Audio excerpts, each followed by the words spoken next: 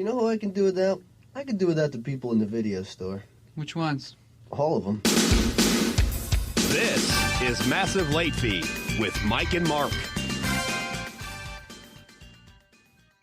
Well, hello everyone. Welcome back to Massive Late Fee. My name is Mark. With me, as always, is my co-host Mike. How you doing, Mike? Not too bad. How about you? Good. We've had a good week here at Massive Late Fee. It's been quite a time in the lives of everyone in the world, but also a pretty good week for us. We're getting closer and closer to that 100 episode. I saw a couple people. I don't have the emails up. Maybe while we talk, I'll get some emails up, although I kind of want to save them. I saw a couple people emailed us, in anticipation of that 100 episode. People email in massivelatefee@gmail.com.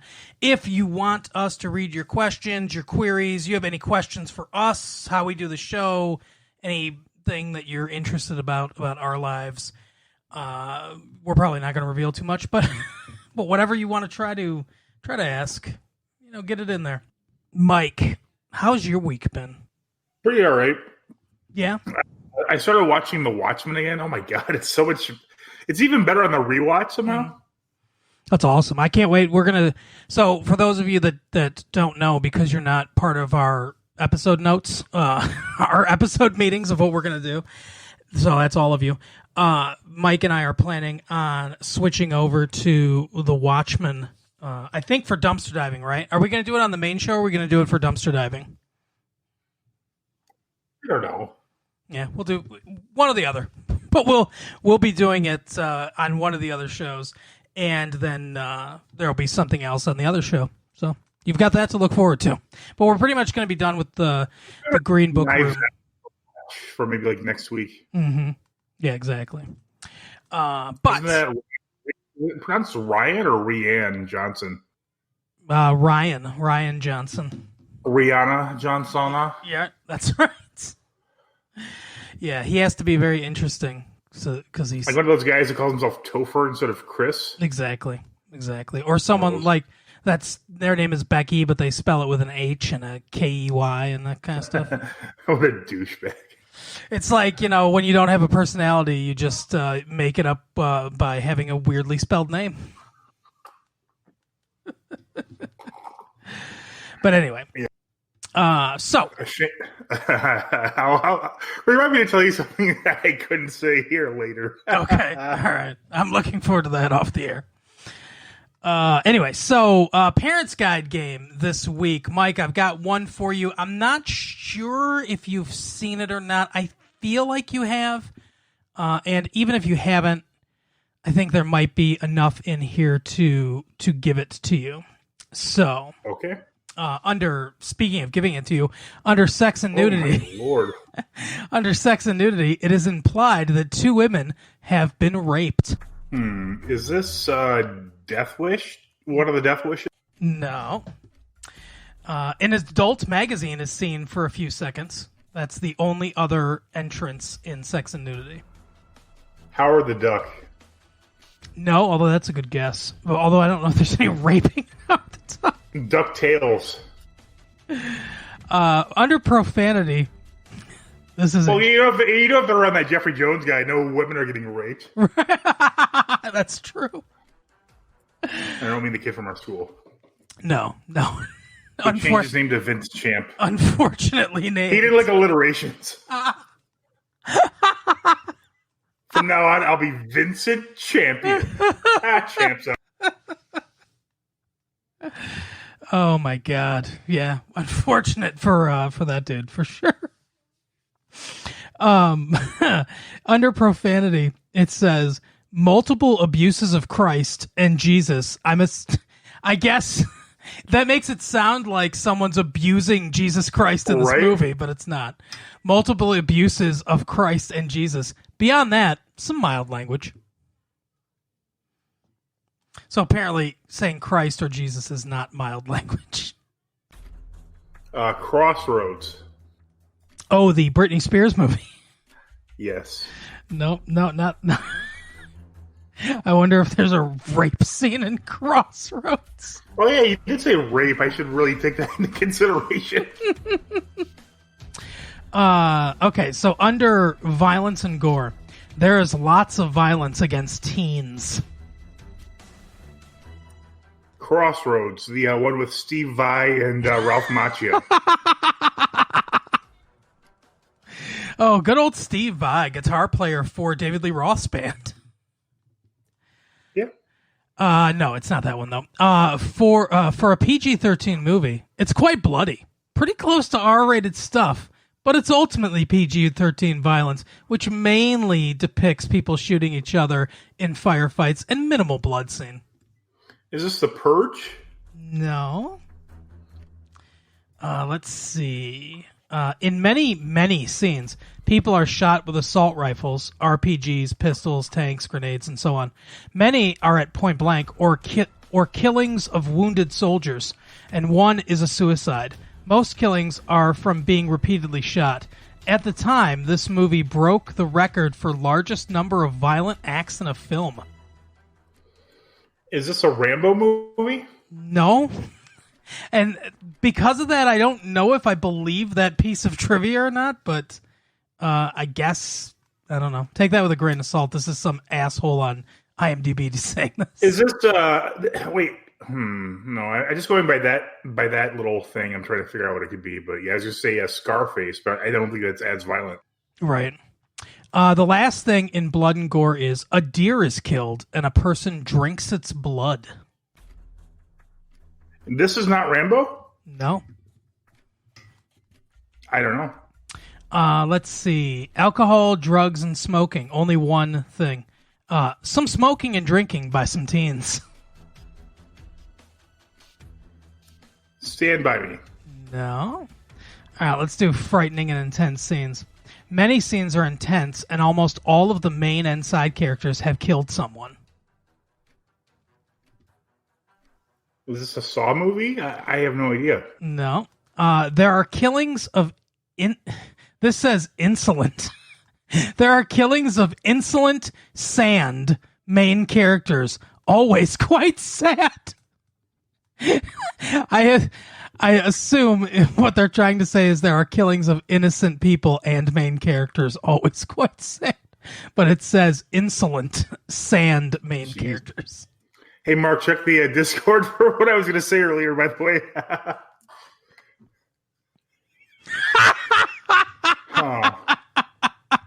Is this the movie House? No.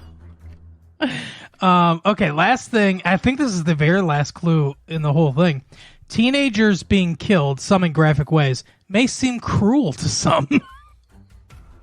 Candyman. But to others, a welcome thing. No, so I'm going to... Real quick, before I give you any more clues, because I am out of the things, I want to point out that there are teenagers in this movie and soldiers in this movie. I didn't hear the soldiers part, or I forgot about it. Is this Child's Play 3? No. So this movie came out in 1984. It's not Red Dawn, I don't think. It is Red Dawn. See, because I thought we've done that one before. Not that I remember, no. Maybe I did that one before. Maybe, I don't know. I don't know. But either way, it is Red Dawn. Yay. Oh, wait. Oh, they're laughing Thanks, at you. guys. With me. Our new studio audience has allowed to be... They have to social distance, but they're here. Yeah, I wish I could socially distance myself from that joke.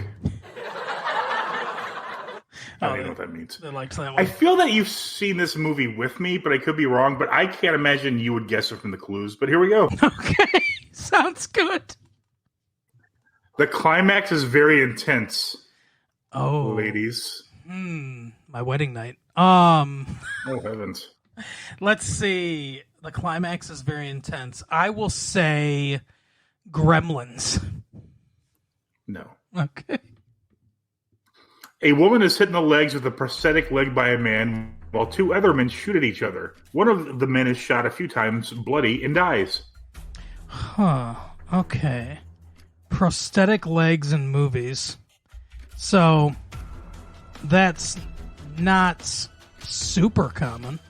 I will say... Freddy Got Fingered. No. Okay. Oh, wait, no. I'm sorry. What I meant was Deuce Bigelow, male gigolo. No. Okay.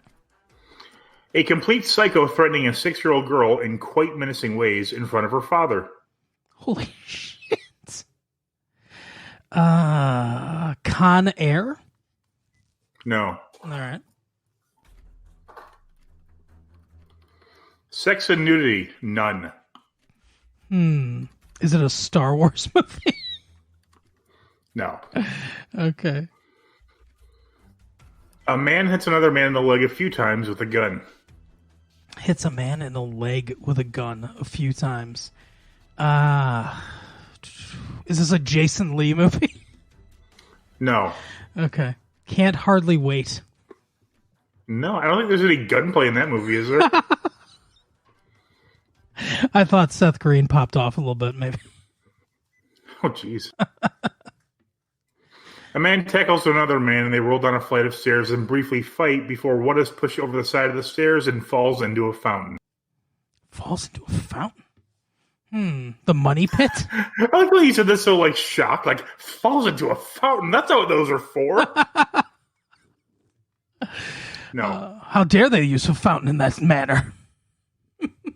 Yeah, like I said, this is probably a little too difficult. I'll give you one of the actors, Robert Davi.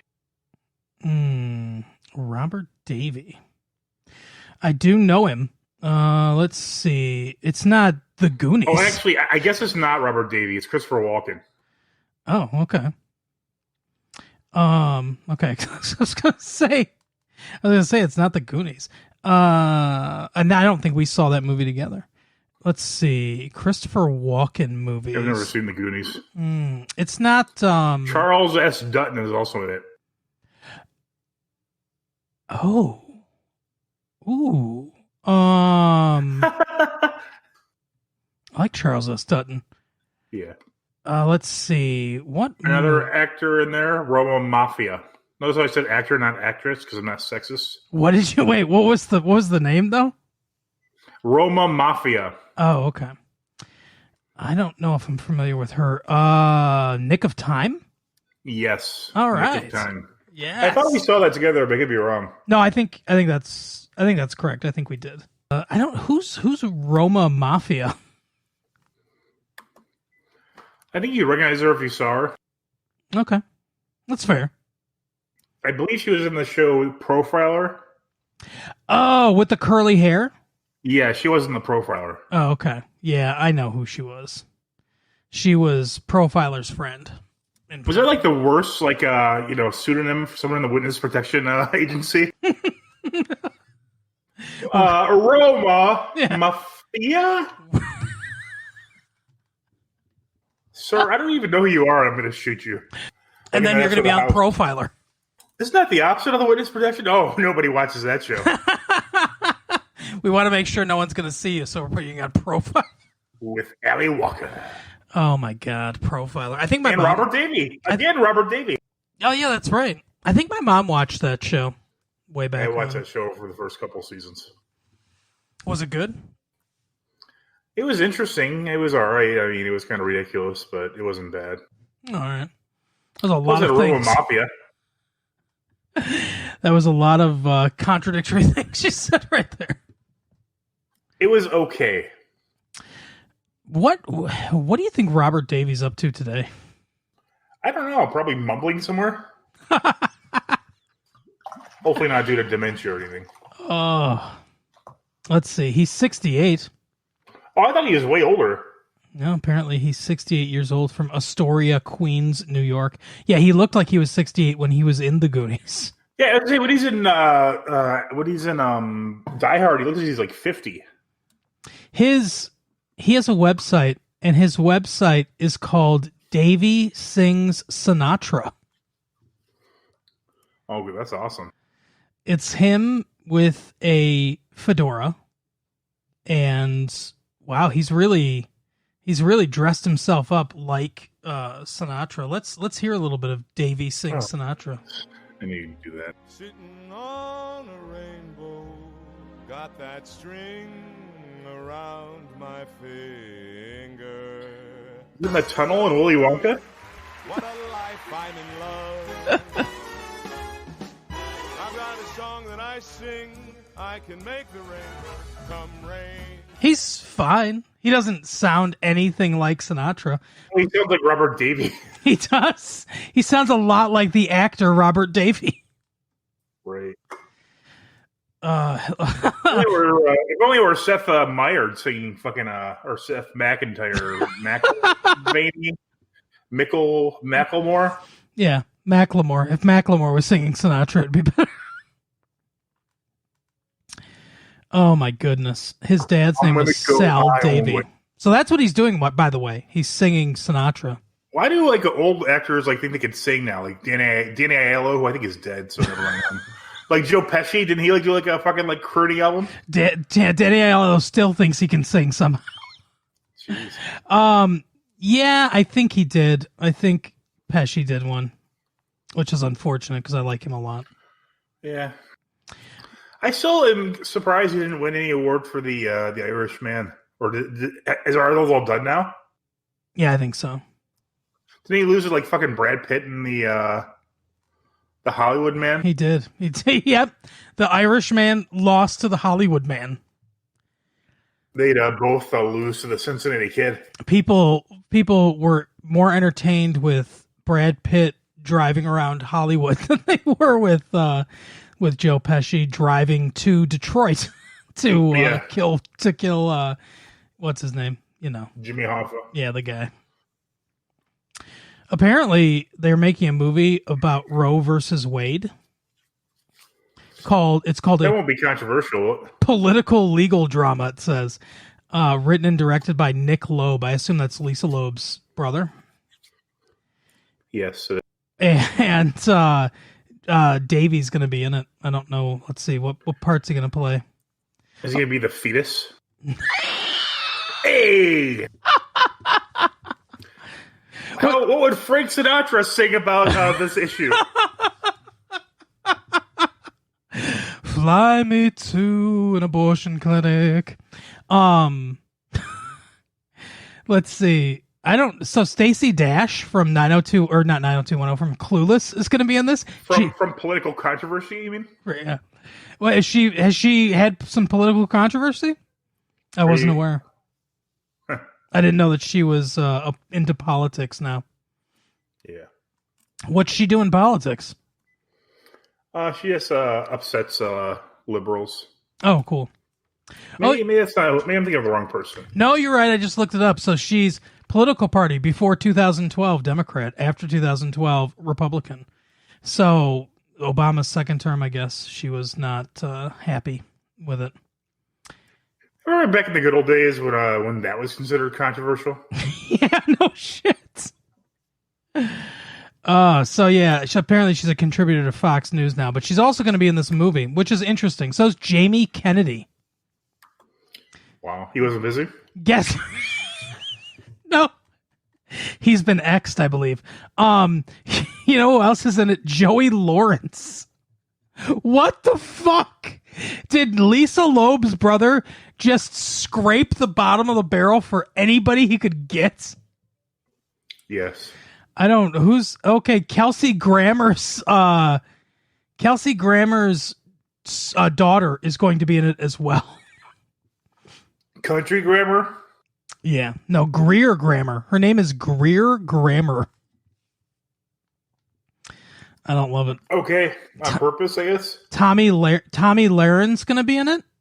So's John Voight. You know, all these people are conservative. Now that I don't know if Jamie Kennedy is, but now that I'm looking at this, they're all like all these people are conservative. Well, I think I know what perspective this is going to have. Yeah, no shit. Lisa Loeb's brother is a fucking a card-carrying member of the we don't like abortion crowd, I guess. Let's see, John, because I know John Voight's conservative too. Johnny Voight, Tommy Lahren. I know Robert Davey is conservative. Corbin Burnson's going to be in it. William Forsythe, he's still alive? They're not making another Major League movie? Oh, I was thinking of John Forsythe, actually.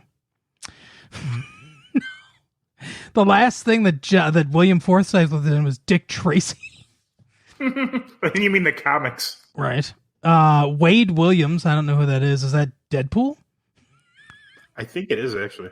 Isn't that his name? Wade Wilson. It's that dude from Prison Break. Oh, I thought you meant the Atlanta child killer. Oh, and Milo Yiannopoulos is going to be in it. Oh God, I hate that fucking. Is this guy. going to be straight to Cloud? So I think this is going to be straight to the trash bin. Straight to the recycle. Listen to this. But the budget is $6.5 to $6.8 million. That's the budget of this movie.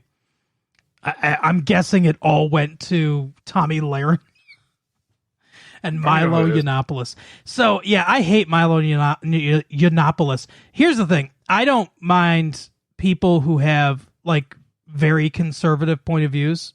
I might not agree with you, but it doesn't bother me. But I don't like people who are fake and people who say and do things and are paid to say and do things just to stir up controversy, and they really don't believe or care about anything at all, and they're just fucking mercenaries. I don't like that. So anyway, apparently Lisa Loeb's brother was married to Swedish model Anna Pettersson, but they later divorced, and he was engaged to Modern Family star Sofia Vergara, but they called it off. And then there's just a thing in his Wikipedia under personal life that says embryo controversy. Would you like to know what the embryo controversy is? I guess. On April 29th, 2015, the New York Times published an op-ed written by Lisa Loeb's brother. What's his name? Nick Loeb? Yeah. Nicholas. In which he argued that he should be allowed to unilaterally use the frozen embryos he created via in vitro fertilization with Vergara, despite having previously signed an agreement stipulating that nothing could be done to the embryos without the consent of both of them, stating, "Give them the right to live." Vergara's attorney, they're frozen embryos, right? I guess. Vergara's attorney has stated that Vergara wants the embryos to remain frozen. Loeb argues that the agreement, which did not expressly state what would happen to the embryos if the couple separated, a requirement under California law, should be voided. In 2016, Loeb dropped the case, although it was refiled a day after in Louisiana, with the embryos as plaintiffs. What the fuck? In August 2017, a Louisiana judge dismissed the case with the argument that the court had no jurisdiction over the embryos, which were conceived in California. Here's the thing. Even if you're against abortion, fine. That's fine. I have very strongly mixed feelings about it, but I'm not someone that says it should be illegal for various reasons that we're not going to get into now. But in either case, no one but an insane person could assume that the embryos could be plaintiffs and have, legal standing to sue. Like, what the fuck? Oh, so he made some embryos with Sofia Vergara. They'll be both beautiful Brazilian and musically talented, I guess, because I assume that Nick Loeb, like his sister, is talented. Wouldn't you think? Yeah, I guess. I think if Lisa Loeb ever listens to this episode, she's going to be incredibly pissed off at us, because I'm pretty sure she's very liberal. I think I remember that, even though she is. I mean, I have seen her. Yeah. But anyway, so yeah, I guess we'll move on from Lisa Loeb and her fucking weird family. She dated Dweezil Zappa at one point too. I don't know if any of you guys remember that, but. And I think she was, I don't know, her cousin competed on that drag race, RuPaul's Drag Race. Oh yeah, that's where they race cars, right?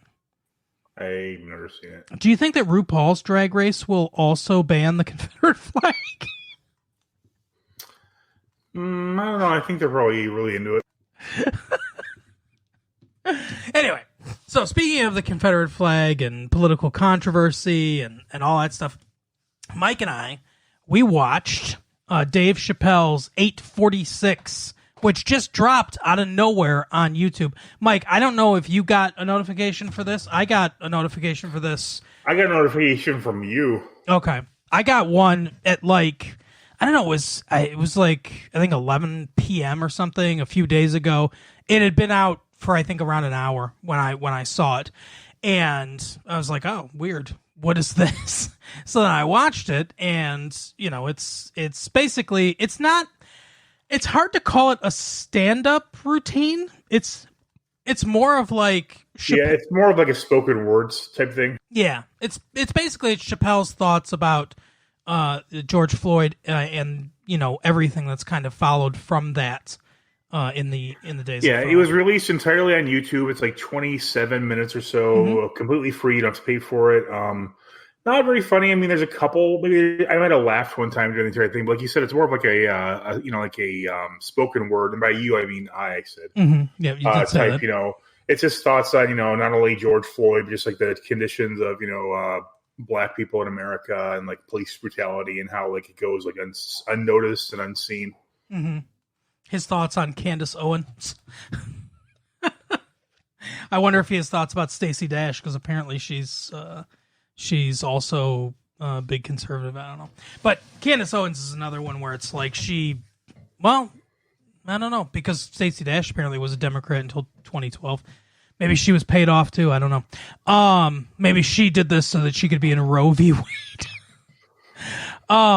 Anyway, so what did you think? Like, what did you think of it? In general, Mike. Was it entertaining to you? Did you like it? Yeah, I pretty much like anything Dave Chappelle puts out. I thought it was very interesting. It's an important conversation that's not really had in America, at least not out in the open. Race is something that's a lot of white people don't even realize that it's such a big issue, but I mean, it is for a lot of people in the country, the way they're unfairly and, bilaterally treated by the government and society as a whole.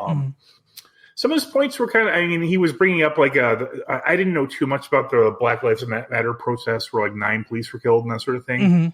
I didn't know about the Christopher Dorner thing he was talking about where these members of like law enforcement became so fed up that they just struck out against law enforcement itself. And he's saying that even even these people who like swore to defend our country are just so fed up that they just see the country as the enemy. It's just so bad. Yeah. I remember the Christopher Dorner story. I remember the end of it where he was in Big Bear. I remember him being holed up in a cabin and everything. And he had killed members of the police department. He was a former military guy and a former member of the police department. They said that on the news several times, but I didn't know the backstory to it. I didn't know that he had been fired. I didn't know that he had, reported, one of his fellow officers for brutality, and that was the reason that he was fired and everything. It was interesting to learn a lot of the backstory about it. And it seems to me that Chappelle's point is, especially in that part. I mean, he's pretty overt about his point in that part because he says, they came, 400, officers came, they riddled him with bullets, they killed him. And all those people came because he killed them and they saw themselves. And he's like, so I don't know how they don't understand why we're so angry because George Floyd gets killed and we see ourselves. He mentions Trayvon Martin at one point and he says, like my kids look like that. And things like that. And it's, it's a powerful thing from him. So Mike and I have talked about before, one of the things that I think, and I think you agree with me on this, Mike, one of the things that makes Chappelle so good is his empathy, his ability to kind of, put himself in other people's shoes and see things through other people's eyes. And I think that's fully on display here. Obviously, he says a lot of things from his own point of view, but he really does take a back seat to the protests, and he says, hey, I don't need to be out here talking. I don't need to take center stage. You guys are, he's like this, he said a couple times, this is the streets talking, and, this is your time now. Who gives a fuck about celebrities right now? And I think that's true. And it's such a big contrast. I don't know if you saw it, Mike, but there was another celebrity video, kind of like the Imagine video, where a bunch of celebrities got together and they were talking about systemic racism and problems with it and everything. And it's another one of those situations where it's like, I somewhat agree with your message. I agree with the message that you're trying to get across there, but it strikes so much as because it's all very serious, and everything and stuff, and it just strikes so much as, look at us, movies aren't coming out, TV's not coming out, and so much is going on in the world, but don't forget about us. Don't forget about us right here. We're still here. And it strikes me as that. And Chappelle's it doesn't, because Chappelle got on stage and does what he does. He entertained us. He didn't make a spectacle out of it. He didn't say, hey, this is, I'm taking front and center or anything like that. He just did what he's always done and entertained us with it and informed at the same time, because that's, also a big part of what he does. So that's the big difference for me. Have you seen that new celebrity thing, Mike? No, I'm not really sure what you're talking about. Basically, they're all, it's another thing where the camera's very static on them, and there's it's black and white. There's a black background, and they're systemic racism, and very, very dramatic music is playing underneath it, and then it goes to another celebrity, and it's speak out, we're not, and it's just it just keeps it cycles through celebrities, and they're saying, they're basically giving a one sentence reading, and it's this is dumb. You guys don't understand why this is dumb. It's some of the celebrities in there, Kristen Bell was in there. It's I like Kristen Bell, but I don't. This is dumb to me. What you're doing here is dumb to me. You might have a noble purpose behind it, but it's think of a different way to do this. Think of a way to do this that's in your wheelhouse, what you do, kind of thing. And yeah, so it was dumb, but I enjoyed I had no idea what to expect. Like I said, it was late at night. I got the notification. I saw that it was titled 846, and I knew what that meant, and I had a pretty good idea of what it was going to be about. And I expected, I'm okay, I don't think this is going to be uproariously funny. Just somehow I knew not to expect that from this. And, I listened, and his anger, really comes through a lot. And like I said, his perspective on it is really interesting to me. I don't know how you found that, Mike, if you thought that the perspective, was interesting. It made me look at things from a bit of a different point of view, too, which he always seems to do. Yeah. I mean, it's just kind of what he does. He'll be able to let you see from anybody's point of view that he wants you to. Mm-hmm. Yeah, exactly. And there's another interesting part, where he just said, just out of sheer coincidence, that's the time of day he was born, 846. Yeah, which is crazy. Everything he said. I can't remember the name of there was another incident with a police officer around him where a young man was killed. Many believe wrongly, and the same police officer had pulled him over the night before and let him go with just a warning. Yeah, that was crazy too. And I heard him talk about that before. I think maybe just in the media, or I'd seen a quote from him, and basically he said that he shouldn't have to be Dave Chappelle to not get killed by the police. Right. And yeah, I mean it's got to be crazy, Same officer pulls you over the day before and then kills this kid. And I'm not super familiar with the story, so I don't know what it was around it, but he said the entire community kind of rose up against it. I'm going to assume, based on that and based on what Chappelle said, that it was probably wrongful, but I don't know I don't know any of the actual thing, so I'll reserve judgment on it until I actually look at the facts of the case. Right. But it's not like it would be the first time. It's not like I'd be shocked.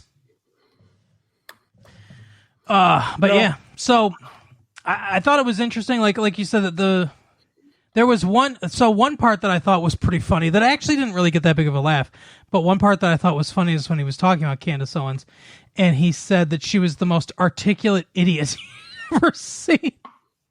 And he said, she can tell you how dumb she is precisely. That's how articulate she is. Which I think is a great line.